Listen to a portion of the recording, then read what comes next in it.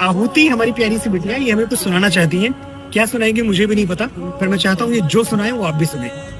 राम क्यों पूजे जाते हैं? राम इसलिए नहीं पूजे जाते कि उन्होंने कौशल्या की कोख से जन्म लिया।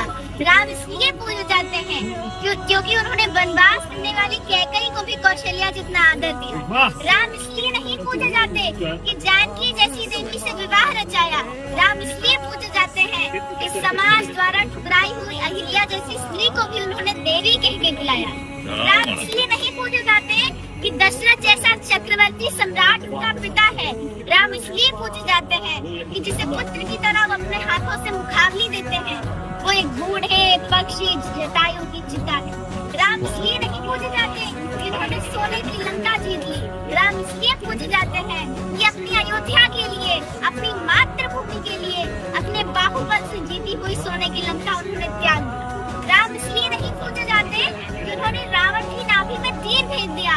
राम इसलिए पूजे जाते हैं कि इस प्रकार विद्वान से जीवन की शिक्षा लेने के लिए उन्होंने लक्ष्मण को उसके चरणों में भेज दिया।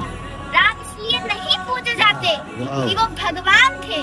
राम इसलिए नहीं पूजे जाते क्योंकि वो भगवान थे। राम इसलिए पूजे जाते हैं क्योंकि वो मर्यादा में रहने वाले इंसान। मैं एक चीज ऑफिशियली कहना चाहूंगा, ये मैंने आज से तकरीबन 1.5-2 साल पहले लिखा था, और जितना अच्छा हमारी आहुति बिटिया ने बोला है, मैं जीवन भर कोशिश करके भी इतना अच्छा कभी नहीं बोल पाया। एक बार तालियां आहुति के लिए। You are so blessed. Ram इसलिए पूजे जाते हैं, बिल्कुल ठीक है जो तुमने बोला, लेकिन इस देश में बेटियों की पूजा भी इसीलिए की जाती है क्योंकि तुम्हारी जैसी बेटियां हैं इस देश में। खुश रहो बेटी।